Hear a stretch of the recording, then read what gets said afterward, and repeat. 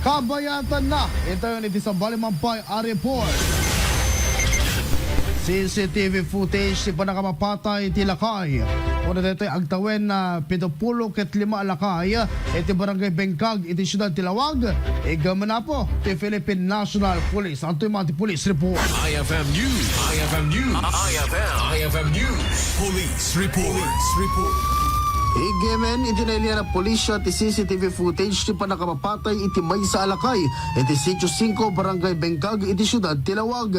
Iti panagturong tayo iti naso a crime scene ket naamuan ama narimaan ti panagpuras na kanagitilugan iti anapasamak ti insidente. Naamuan at tilakay ket agtawen 75 mabigbig iti palayaw aboy ket agbabay ang sel tilugan. Kuna dagiti saan pay ang nagpabigbig a karubada ket ada dagiti nagkalubon iti motorsiklo ang nagapu iti laod ang pasyente kalsada nagpadpadaya a direksyon ket ditan a pinaltupaltugan dan ti biktima. Ditoy ang nakigtutlatan dagiti karubada iti ang pasamak ti insidente. Iti agdama ket manarima ang pailaang ti investigasyon iti nailiya na pulisya ket agpapanik kanagitoy ket awampay ti palawag ti pamilya ti biktima ken ti Philippine National Police.